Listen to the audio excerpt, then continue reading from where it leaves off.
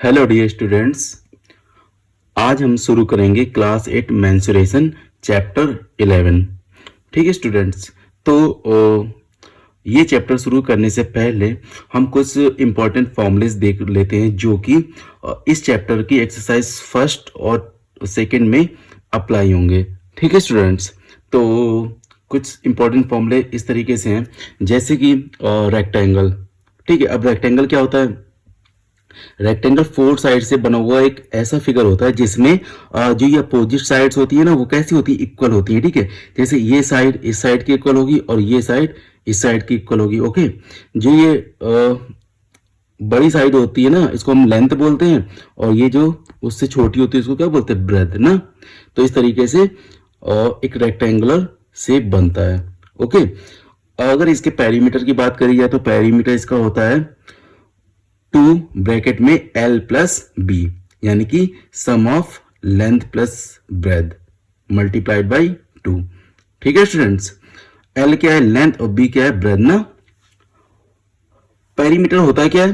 Perimeter ये surrounding path ना, ये जो सराउंडिंग पाथ है जो कि कुछ एरिया अपने अंदर इंक्लोज कर रहा है, ये सराउंडिंग पाथ ही क्या होता है? पेरीमीटर। ठीक है ना स्टूडेंट्स। अब अगर एरिया की बात करी जाए रेक्टेंगल की, तो एरिया क्या होता है? L इंटू बी, यानी लेंथ मल्टीप्लाइड बाई बी, हमें क्या मिल जाता है? एरिया रेक्टेंगल का। ठीक है स्टूडेंट्स, अब स्क्वायर देखते हैं। स्क्वायर क्या होता है? स्क्वायर भी चार साइड से बना हुआ एक फिगर होता है। जो चार साइड अगर आपस में जोड़ दे जाए तो क्या बनता है? एक फिगर बनता है, एक शेप बनता है, उसे हम क्या बोलते हैं? स्क्वायर।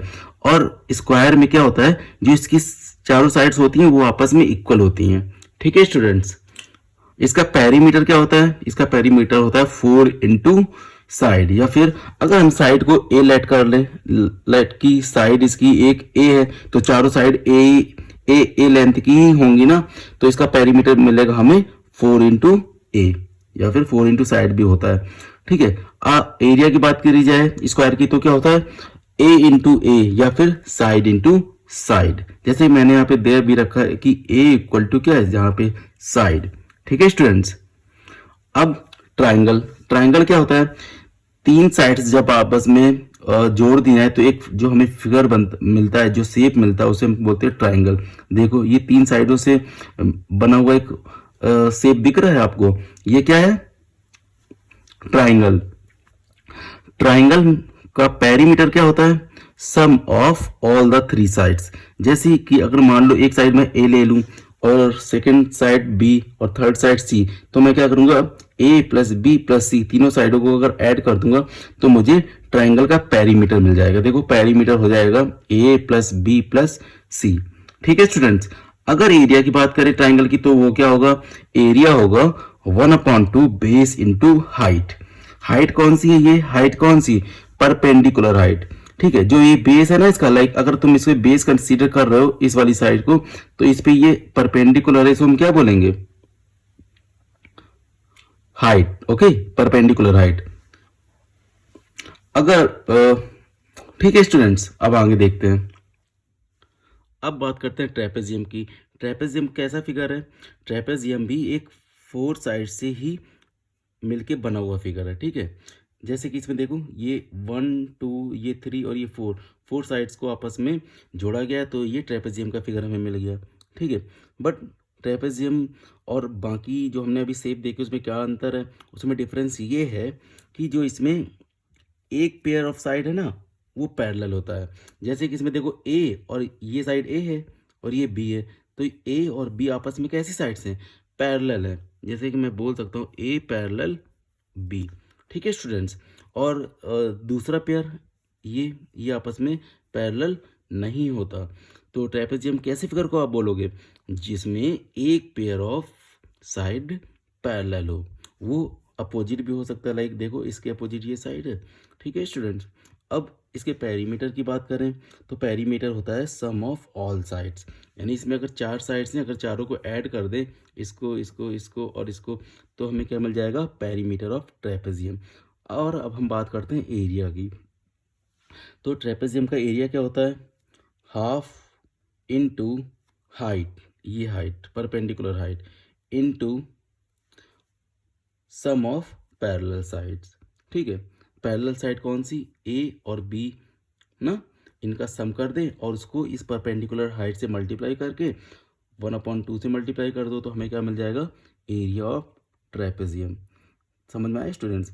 ये जो हाइट है वो हमेशा परपेंडिकुलर होगी, ठीक है। तो इस तरीके से हमें क्या मिल जाएगा, ट्रेपेजियम का एरिया। अब बात करते हैं पैरेललोग्राम की।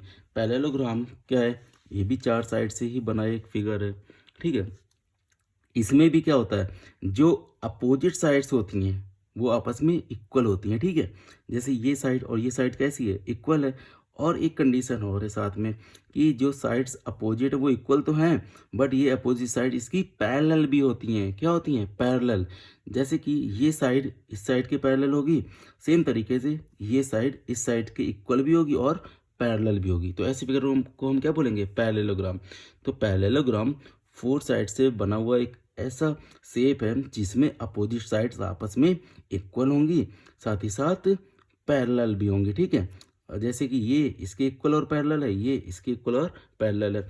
अब अगर इसके पेरीमीटर की बात करी जाए तो पेरीमीटर इसका होगा 2 ब्रैकेट में a प्लस बी, 2 ब्रैकेट में a प्लस बी, ए ये वाली साइड और b ये वाली साइड, ठीक है। इस b वाली साइड को हम बेस भी बोल सकते हैं, ठीक है। क्यों, वो हम देखते हैं इसमें एरिया में। अगर हम एरिया इसका निकालते हैं तो एरिया क्या होता है, बेस इंटू हाइट, ठीक है।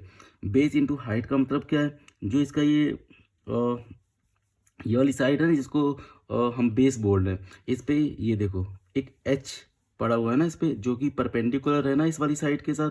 इसी वजह से क्योंकि इस पे एच परपेंडिकुलर है इसलिए हम इसको क्या बोल दिया गया, बेस, ठीक है। तो पेरीमीटर हो गया इसका 2 ब्रैकेट में a प्लस बी, यानी a साइड मान लो b को बेस मान लो, अदरवाइज है तो दोनों साइड ही। और अब अगर एरिया तो बेस इंटू हाइट, हाइट क्या है, परपेंडिकुलर टू द बेस, ठीक है। इसको कभी कभी एल्टीट्यूड भी बोलेंगे, ठीक है। आया समझ में स्टूडेंट? तो एरिया क्या आ जाएगा, बेस इंटू या फिर बी इंटू एच। समझ में आया? अब अगर सर्कल की बात करें तो ये एक सर्कल है जिसकी अगर हम सेंटर से लेके सर्कमफ्रेंस, जो कि इसका ये है ना सर्कमफ्रेंस, इसका ये कर्व वाला पाथ, इसको हम क्या बोलते हैं, सर्कमफेरेंस ऑफ सर्कल। तो सेंटर से लेके सर्कल के किसी भी एक पॉइंट तक की डिस्टेंस को क्या बोलते हैं, रेडियस, ठीक है स्टूडेंट्स। अगर हमें इसका ये फाइंड करना हो सर्कमफेरेंस, क्या फाइंड करना हो, पहले चाहे हम इसके डायमीटर की बात कर लेते हैं। जैसे कि रेडियस आपको पता है ना, सेंटर से सर्कल के किसी भी एक पॉइंट तक की डिस्टेंस को हम रेडियस बोलते हैं। अगर हम सर्कल को किन्हीं 2 पॉइंट में मीट करें, एक ऐसी लाइन ड्रॉ करें जो सर्कल को 2 पॉइंट में मीट करे, लाइक एक यहाँ से लेके यहाँ तक, और वो सेंटर से होके जाए, तो उसको हम क्या बोलते हैं, डायमीटर, ठीक है। तो डायमीटर हमेशा ही रेडियस का 2 टाइम्स होता है। जैसे मैंने ये लिख रखा ना, diameter equal to 2 into radius. और अगर आपको रेडियस चाहिए तो डायमीटर की हाफ होती है रेडियस, ठीक है, d/2। डी क्या है, डायमीटर। तो अगर आपको रेडियस चाहिए और डायमीटर गिवन है तो आप क्या करोगे, डायमीटर को 2 से डिवाइड कर दोगे और आपको रेडियस मिल जाएगी। और आपको अगर डायमीटर चाहिए तो आप 2 इंटू रेडियस कर दोगे तो आपको डायमीटर मिल जाएगा। यहाँ तक क्लियर? अब सर्कमफेरेंस की बात करते हैं। सर्कमफेरेंस यानी कि पेरीमीटर ऑफ सर्कल, ठीक है। तो जो पेरीमीटर होता है सर्कल का उसको ही हम क्या बोलते हैं, सर्कमफेरेंस, ठीक है। तो सर्कमफेरेंस होता है सर्कल का 2πr। पाई एक कांस्टेंट है जिसकी वैल्यू होती है 22/7, ठीक है स्टूडेंट्स। और सर्कमफ्रेंस का एक फॉर्मूला और हो सकता है पाई डी। पाई डी है डायमीटर। देखो यहाँ पे क्या है, जैसे कि 2πr है ना, 2 और r मल्टीप्लाइड है ना, 2r, अभी क्या हमने देखा था 2r डायमीटर होता है ना, पाई तो ये फिक्स है लाइक ये, और 2 और r इनकी वैल्यू जस्ट डी से डिनोट कर सकते हैं, 2 times r equal to D diameter. तो इस तरीके से एक सर्कमफ्रेंस का फॉर्मूला पाई डी भी बन जाएगा। एरिया की बात करें तो एरिया क्या होता है, पाई आर स्क्वायर, ठीक है स्टूडेंट्स, पाई और रेडियस का स्क्वायर। अब अगर मैं इसी सर्कल को हाफ कर दूं, लाइक हाफ करने का मतलब क्या, 20 से कट, तो कुछ इस शेप का आएगा। यहाँ से लेके ये डिस्टेंस क्या हो जाएगी, यहाँ से जो इसका डायमीटर है, डायमीटर से कट कर देंगे ना, डायमीटर से अगर हम कट कर दें तो ये सर्कल 2 पार्ट में डिवाइड हो जाएगा। तो एक हाफ वाले सर्कल को हम बोलेंगे सेमी सर्कल, ठीक है। तो सेमी सर्कल की ये क्या हो जाएगी, यहाँ से लेके यहाँ तक रेडियस। अब सरकमफेरेंस अगर 2 पाई आर था, किसका, सर्कल का, तो सरकमफेरेंस ऑफ सेमी सर्कल क्या होगा, जस्ट पाई आर। हाफ हो गया ना, तो 2 से डिवाइड कर दिया, तो सरकमफेरेंस ऑफ सेमी सर्कल क्या आएगा, pi R. Area of semi circle क्या आएगा, half of pi R square, यानी एरिया भी हाफ हो जाएगा और सरकमफेरेंस भी हाफ हो जाएगा फॉर सेमी सर्कल। ठीक है स्टूडेंट्स। अब रोम्बस की बात करते हैं। रोम्बस भी 4 साइड से बना हुआ ही एक फिगर है। इसमें क्या है, इसमें जो इस चारों साइड्स है ना इसकी, वो आपस में इक्वल होती हैं, ठीक है। रोम्बस में चारों साइड्स आपस में कैसी हैं, इक्वल। जैसे कि ये साइड, ये साइड, ये साइड और ये 4 साइड्स हैं ना, ये आपस में कैसी होंगी, इक्वल होंगी, ठीक है। तो और ये साथ ही साथ पैरेलल भी होंगी। जो इसकी अपोजिट साइड्स होंगी ना, ये साइड इसके पैरेलल होगी, ये साइड इसकी पैरेलल होगी। तो ऐसे शेप को हम क्या बोलेंगे, रोम्बस। रोम्बस का पेरीमीटर 4 इंटू साइड ही होता है। अगर एरिया निकालने की बात करें रोम्बस की, तो वो होता है 1/2 डायगोनल 1 इंटू डायगोनल 2। लाइक ये एक रोम्बस फिगर है ना, और इसके डायगोनल क्या है, एक ये डायगोनल AC और ये डायगोनल BD, ठीक है। तो इन डायगोनल को मल्टीप्लाई करके हम हाफ कर दें ना, लाइक 1/2 से मल्टीप्लाई कर दें, तो हमें क्या मिल जाएगा, रोम्बस का एरिया। ठीक है स्टूडेंट्स। रोम्बस का एरिया क्या होता है, half of D1 into D2, ठीक है। जहाँ पे देखो D1 क्या है, डायगोनल AC है, और D2 क्या है, डायगोनल BD। दोनों को मल्टीप्लाई कर देंगे और हाफ कर देंगे तो हमें एरिया मिल जाएगा। और एक चीज़ और लिखी जो मैंने यहाँ पे, देखो, in rhombus diagonal bisect each other at right angle. जो ये रोम्बस है ना, इसके डायगोनल एक दूसरे को 90 डिग्री पे कट करते हैं। लाइक ये डायगोनल और ये डायगोनल जहाँ पे कट कर रहे होते हैं ना, इक्वल कट कर रहे होते हैं, साथ ही साथ 90 डिग्री एंगल बना रहे होते हैं। ठीक है स्टूडेंट्स। ये जो मैंने आपको 7 फॉर्मूलेस बताए हैं ना, जो हम एक्सरसाइज 1 और 2 करेंगे मेंसुरेशन की, उसमें आई थिंक ये इनफ फॉर्मूलेज हैं कि आपके सारे क्वेश्चंस सॉल्व हो जाएं। ठीक है, एक्सरसाइज 1 एंड 2 के। चलिए अब क्वेश्चन सॉल्व करते हैं।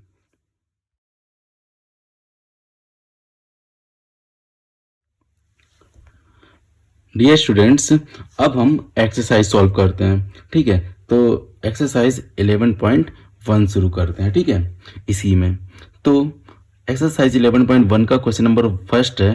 लाइक मैंने इसको प्रॉब्लम 1 करके बोला है, P1 ना, तो इसकी प्रॉब्लम नंबर 1 क्या है, a square and a rectangular field with measurement as given in the figure. ठीक है, एक स्क्वायर और एक रेक्टेंगल, इन दोनों की मेजरमेंट्स और शेप के साथ इस फिगर में गिवन है। हैव द सेम पेरीमीटर, इन दोनों के पेरीमीटर सेम है। Which field has a larger area. Students, ये चीज समझ में आई आपको। क्वेश्चन में क्या है, एक स्क्वायर और एक रेक्टेंगल, दो फिगर आपको दे रखे हैं। ठीक है, साथ में कंडीशन क्या बोली गई है, दे हैव सेम पेरीमीटर। ठीक है, जो स्क्वायर है ना और ये जो रेक्टेंगल है, इन दोनों के जो पेरीमीटर है वो सेम है। ठीक है, हमसे पूछा क्या गया है, हमसे पूछा गया है which field has a larger area, कि हमें ये बताना है कि ये जो स्क्वायर है इस फील्ड का एरिया ज़्यादा होगा, या फिर ये जो रेक्टेंगल है इस फील्ड का एरिया ज़्यादा होगा। ठीक है, अच्छा, क्वेश्चन को अप्रोच कैसे करोगे आप,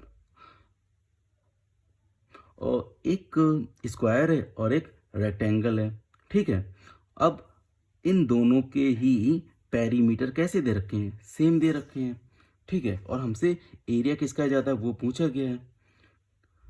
और आपको दोनों फिगर देख के क्या लगता है इनमें, कि आपको स्क्वायर की साइड पता है, और स्क्वायर का एरिया क्या होता है बताइए, स्क्वायर का एरिया होता है side square, like side into side.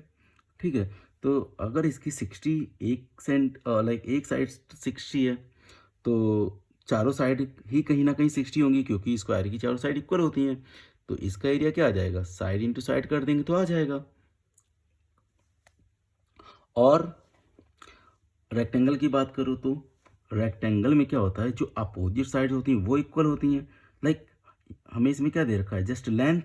और रेक्टेंगल का एरिया होता क्या है, एल इंटू बी होता है ना। हमने भी कोई जो फॉर्मूलेस देखे थे उसमें मैंने आपको बताया था ना। तो जो रेक्टेंगल का एरिया होता है वो एल इंटू बी होता है। और अब अगर हमें इसमें बताना कि किस फील्ड का एरिया ज़्यादा है, तो इनकी हमें फॉर्मूले पता होने चाहिए, और उन फॉर्मूले में पुट होने वाली वैल्यूज़ भी पता होनी चाहिए, यानी नोन होनी चाहिए, गिवन होनी चाहिए ना। तो स्क्वायर के केस में तो ठीक है, एरिया आ जाएगा, बिकॉज हमें साइड दे रखी है और इसका एरिया होता है साइड स्क्वायर, यानी 60 इंटू 60 कर दोगे। बट जब हम रेक्टेंगल की बात करेंगे तो रेक्टेंगल में क्या है, जस्ट हमें लेंथ पता है, ब्रेथ नहीं पता है।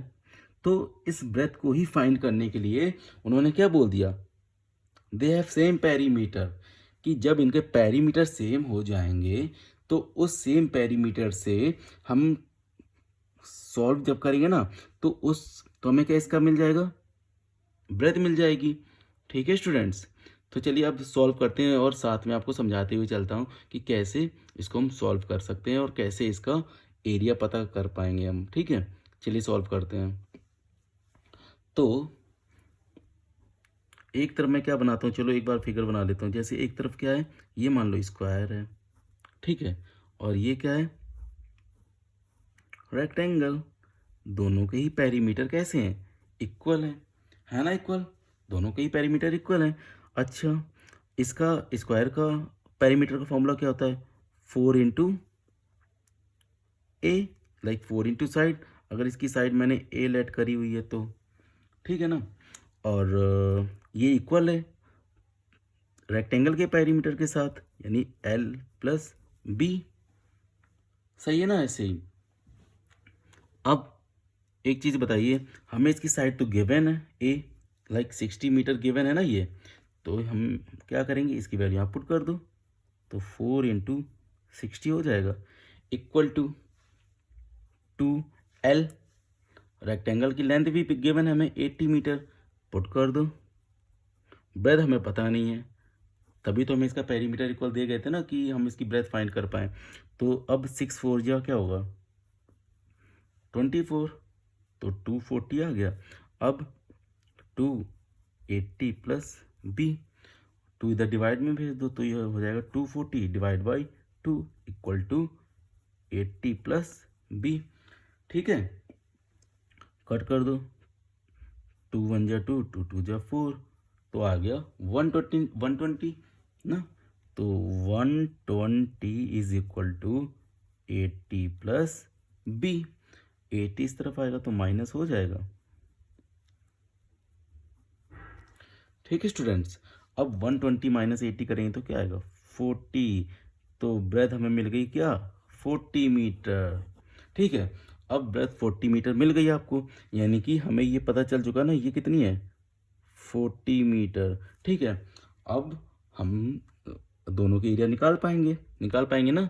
अब दोनों के एरिया निकाल लो और बताओ कि किसका एरिया ज़्यादा होगा। ठीक है, चलिए सॉल्व करते हैं। तो एरिया ऑफ स्क्वायर फील्ड कैसे निकाल पाएंगे, साइड इंटू साइड करके, बिकॉज स्क्वायर का एरिया क्या होता है, साइड इंटू साइड। तो साइड क्या है, 60, तो 60 इंटू 60 कर देंगे, 6 6 जा 36 और 2 0। ठीक है स्टूडेंट्स, तो आ गया ना 3600 मीटर स्क्वायर। ये किसका एरिया आया, स्क्वायर का आया ना, स्क्वायर का। अब रेक्टेंगल का निकालते हैं, तो मैं बोलूँगा एरिया ऑफ रेक्टेंगुलर फील्ड क्या होता है, इसका एरिया एल इंटू बी, यानी लेंथ इंटू ब्रेथ। लेंथ कितनी है, 80 मीटर, ब्रेथ हमने अभी फाइंड की 40 मीटर, पुट कर दो। इसीलिए तो हमें लेंथ सेम पेरीमीटर दिया गया था ना, क्योंकि यहाँ पे हमें ब्रेथ दे नहीं रखी थी, तो सेम पेरीमीटर के थ्रू हमने इसकी ब्रेथ फाइंड कर ली ना। ठीक है स्टूडेंट्स, अब मल्टीप्लाई कर दो, 8 4 जा 32 और ये 2 0 आ जाएंगे ना, मीटर स्क्वायर। अब मुझे आप देख के बताओ ये स्क्वायर फील्ड का एरिया है और ये रेक्टेंगल फील्ड का एरिया, इन दोनों में से किसका एरिया ज़्यादा है? ऑफ कोर्स स्क्वायर फील्ड का एरिया ज़्यादा है। देखो ये 3600 है, ये 3200 है। ठीक है, इस तरीके से हम बोल सकते हैं square field has larger area. ठीक है स्टूडेंट्स, होप आपको समझ में आया होगा। मैंने इस क्वेश्चन को सॉल्व करने में थोड़ा सा ज़्यादा टाइम लिया ताकि आपको एक अंडरस्टैंडिंग बने ना। क्वेश्चन को हम सॉल्व करने से पहले जो भी लिखा होता है क्वेश्चन में, जो भी स्टेटमेंट के तरीके से जो भी लिखा होता है, उसको कैसे तुम क्वेश्चन में अप्लाई कर सकते हो और कैसे उसका सलूशन फाइंड कर सकते हो ना। तो ये सब चीज़ ज़रूरी है। भले ही मैंने इसको सॉल्व करने में थोड़ा टाइम लिया है, बट आई होप कि आपको ये क्वेश्चन समझ में आया होगा। ठीक है स्टूडेंट्स। अच्छा स्टूडेंट्स, इस वाले वीडियो में मैंने इंट्रोडक्शन दिया, पहले आपको कुछ फॉर्मूलेज बता दिए जो कि एक्सरसाइज 1 और 2 में अप्लाई होंगे। साथ ही साथ मैंने क्वेश्चन नंबर फर्स्ट इसमें सॉल्व कर दिया। ठीक है, देखो क्वेश्चन नंबर 1 या फिर प्रॉब्लम 1 मैंने इसमें सॉल्व कर दी, जिसका कि आंसर क्या आया था? Square field has larger area. Okay, अब जो नेक्स्ट वीडियो आएगा ना, उसमें मैं बाकी के 4 क्वेश्चन सॉल्व करूंगा एक्सरसाइज 11.1 से। ठीक है स्टूडेंट्स, क्योंकि इस वाले वीडियो का फिर थोड़ा ज़्यादा ही लेंदी हो जाएगा वीडियो ना, इस वजह से मैं इस वीडियो को यहीं पे फिनिश कर रहा हूँ। नेक्स्ट वीडियो में मैं आपको क्वेश्चन नंबर 2, 3, 4 एंड 5 सॉल्व करूँगा आपके लिए। ठीक है, एक अच्छे तरीके से समझाते हुए आपको। ओके, तब तक के लिए थैंक यू स्टूडेंट्स। और हाँ, कि अगर आप मेरा वीडियो पसंद कर रहे हैं तो प्लीज़ आप वीडियो को लाइक करते जाएं, साथ में अपने दोस्तों के साथ शेयर करें, सब्सक्राइब भी करें ताकि आने वाले वीडियोस की नोटिफिकेशन आपको मिल जाया करे जैसे मैं वीडियो अपलोड करूं। तो ठीक है स्टूडेंट्स, थैंक यू।